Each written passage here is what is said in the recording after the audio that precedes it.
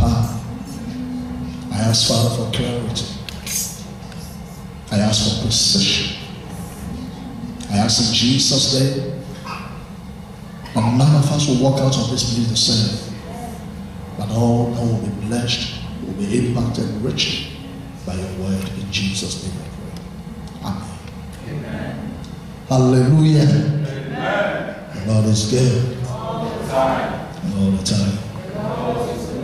Things are getting better. Hallelujah. Amen. I like that. Things are already better. Amen. Today, I will be ministering on the theme, who are you in Christ? So before we proceed, I want you to look into the eye of somebody, into the beautiful eye of somebody, and ask him, who are you in Christ? I want you to point to him and say, who are you? Who are you? Who are you in Christ? Hallelujah. Can we take our Bibles to our main scripture, main text for this message? And it's in Acts chapter 19, reading from verse 11 to 20. So that is especially the verse 15. It's where I got this thankful. So Acts chapter 19, verse 11 to 20.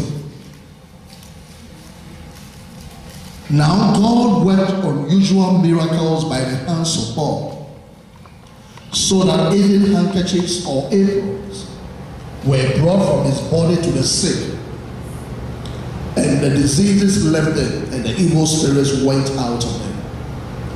Then some of the itinerant Jewish exorcists took it upon themselves to call the name of the Lord Jesus over those who had evil spirits, saying, we exorcise you by the name, by the Jesus whom Paul preaches.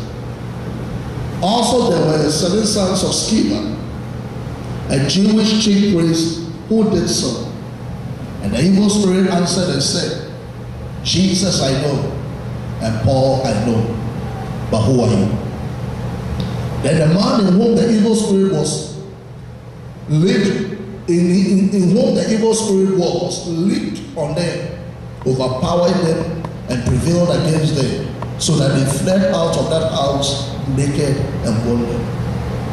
This became known both to all Jews and Greeks dwelling in Ephesus, and fear fell on them all, and the name of the Lord Jesus was magnified.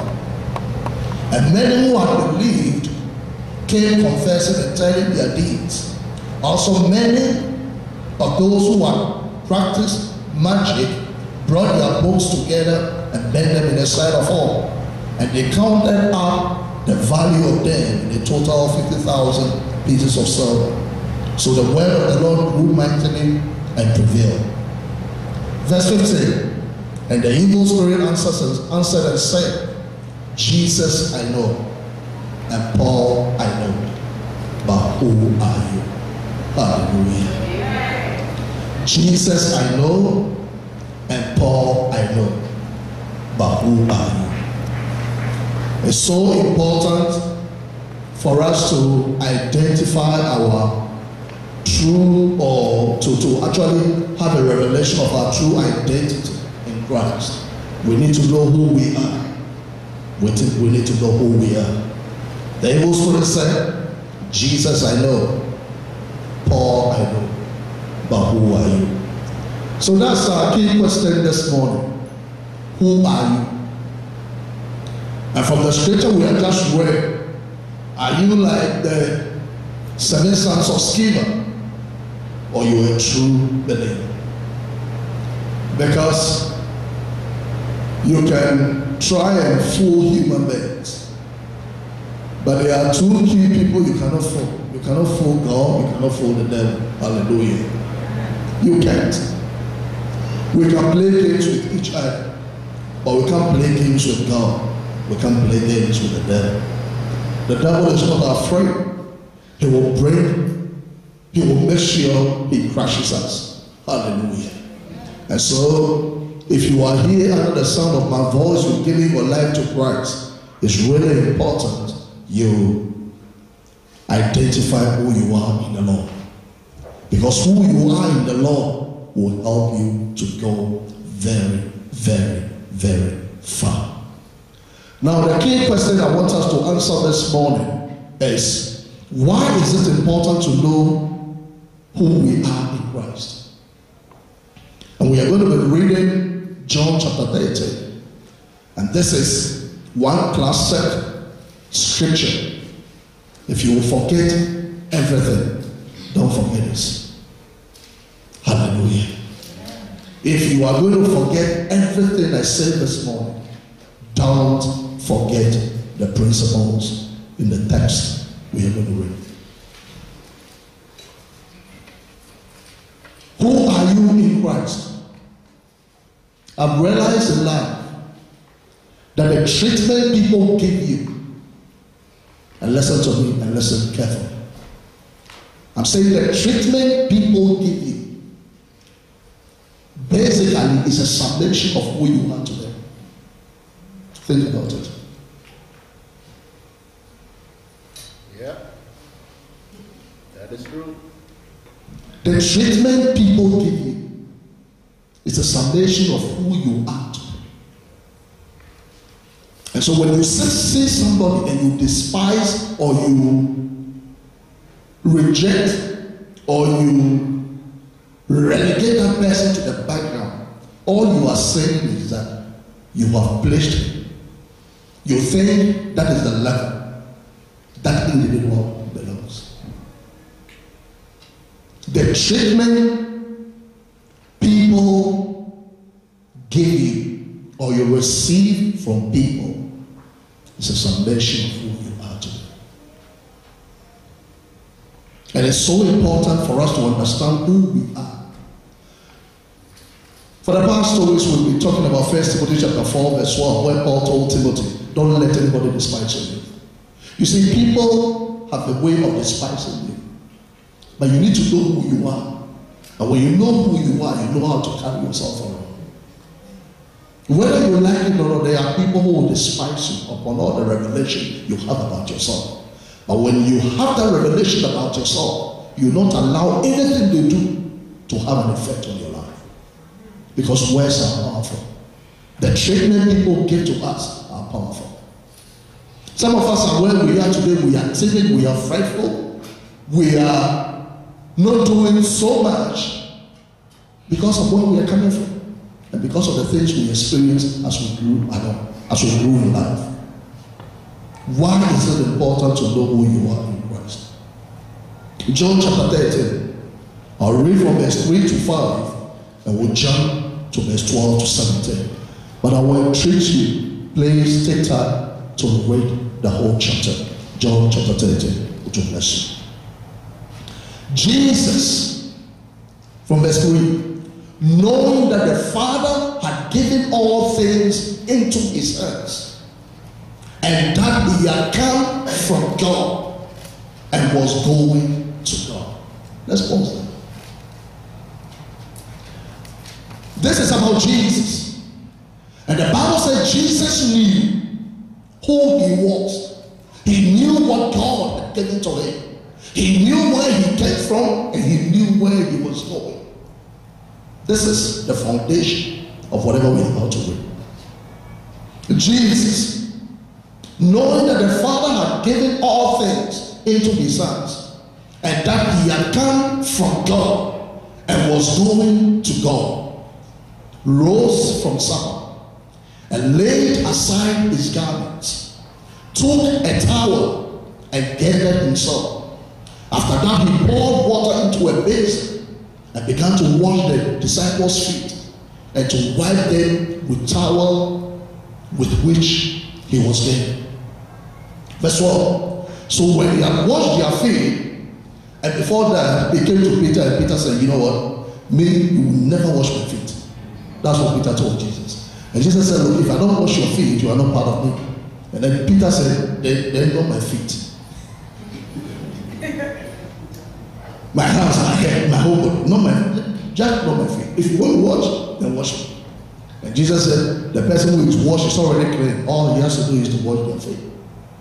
And so he went ahead and washed the feet of Peter. So verse 12. So when he had washed their feet, taking his garments and sat down again, he said to them, do you know what I've done to you? Verse 13. You call me teacher and Lord, and you say, well, for so I am. So he knew he was teacher, he knew he was Lord. Verse 14. If I then, your Lord and teacher, have washed your feet, you also ought to wash one another's feet. For I have given you an example that you should do as I have done to you. Most assuredly, I say to you, a servant is not greater than his master, nor is he who is sent greater than he who sent him. If you know these things, blessed are you if you do them. So it's good to know, but the blessing is not in knowing. The blessing is in doing. Hallelujah. So the first step is for you to know. You need that information. You need that awareness. That knowledge must not only be in your head, it must drop into your heart. And that is the only time you can rise up and do it. Hallelujah. Amen. Jesus, knowing that the Father had given all things into his hands, he said, you call me teacher, you call me Lord. And that is correct, because that is who I am. Jesus knew himself. He knew where he came from, and he knew where he was going. And the Bible said because of that, he was able to put everything aside and wash the feet of his disciples.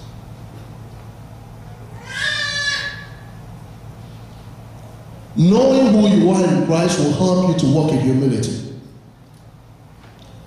Many have defined leadership as, and I'm talking about the people of the world, as a place of power, as a place where of benefit, as a place where you get to sit down and you have others to serve.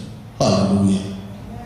But in Christianity, and when you study the life of Jesus, the Bible said he knew what God had given to him. He knew he was Lord. He knew he was teacher. He knew where he came from and where he was going. And he didn't feel belittled to wash the feet of his disciples. He told them, I've set an example for you that you should wash one another's feet. Humility is key. If you're studying about Jesus, the Bible said he was with God. That's what the Bible said to him. He knew where he came from. He came from God and he was going to him. He was with God. He left his heavenly glory. He left everything just to obey the Father and come down and come and save mankind. If you know who you are, nothing will be too small for you. Hallelujah. Nothing will be too small for you. I have worked for some time before I came to this country. And I used to work in the ministry. I was a civil servant. But one of the things I learned quickly when I came into this country, and especially when I started doing the job I am in, was a day when I saw the Minister of Agriculture come into our room, coming to our building and going from office to office and greeting people. I was so shocked. I have worked as a civil servant for many years. Many years. I've never had the opportunity to shake the hand of the minister I worked for. But then I saw the minister just going from door to door and just shaking me. Jesus knew where he was. And church, we need to get this. It's so important. If you don't understand this, you will feel threatened. Sometimes people, because they are leaders, they want to be there. You know, where I come from, when you were a boss, You have helpers around, you have a watchman, you have this, you have that, you have this, you have that, right? So at the end of the day, you don't really do anything. When you flip it around and you come here, people in the same position, they don't have any watchman. They do their own washing, they do their own, they do everything. We all queue. In my job, I go to the same washroom with the AD, we go to the same washroom. Talking about the AD and the assistant deputy minister, we go to the same washroom. We need to get this. And especially the first one, walking in humility. Humility, I'm not preaching about humility today. But when you begin to wash the feet of somebody, it doesn't mean that you are a servant to that person. It doesn't mean that you are a servant to that person. It means that you are greater on the inside. We need to serve one another. Who are you in Christ? Knowing who you are in Christ will help you to wash the feet of others. And that means to sacrifice to bless others. Wash their feet.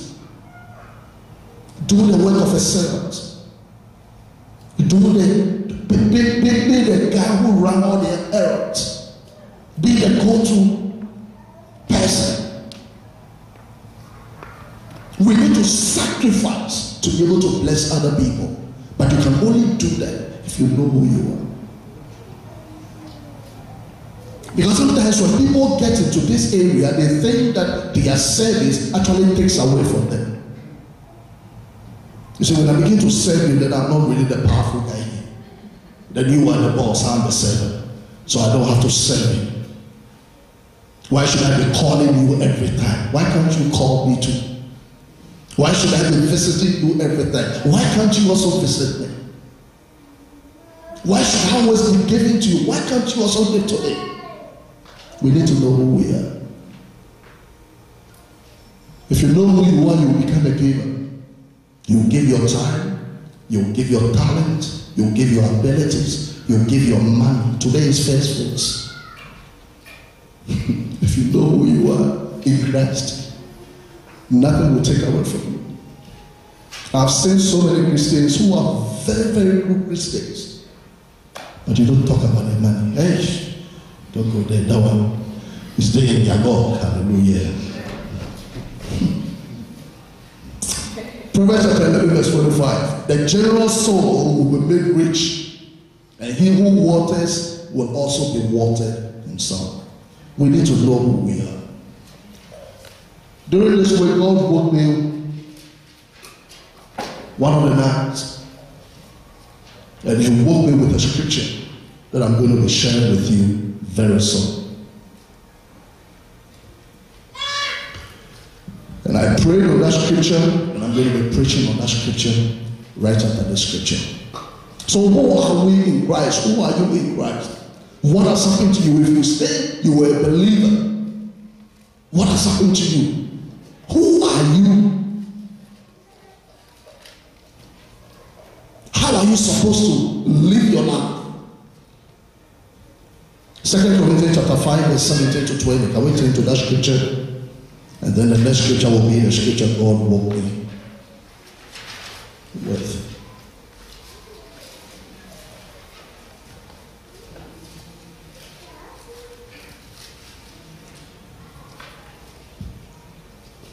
Therefore, if anyone is in Christ, he is a new creation. All things have passed away. Behold, all things have become new. Now all things are of God, who has reconciled us to himself through Jesus Christ, and has given us the ministry of reconciliation. That is, that God was in Christ, reconciling the world to himself, not imputing their trespasses to them, and has committed to us the word of reconciliation. Now then, we are ambassadors for Christ. As though God were pleading through us, we implore you on Christ's behalf, be reconciled to God. Number one, you are a new creation. You are an ambassador of Christ. You need to know that. This knowledge must sink into you. As a new creation, you are supposed to have a new life, new senses, new faculties, new affections, new appetites, new ideas and conceptions. You are a brand new person. You must know that. You must know that. You must know that. You must know who you are. You are an ambassador. You are a representative of Christ at your workplace, in your neighborhood, in your home. You are Christ's representative. You are an ambassador. There is a song that goes like this: I am a new creation. I am a brand new man. All things are passed away. I am born again. More than a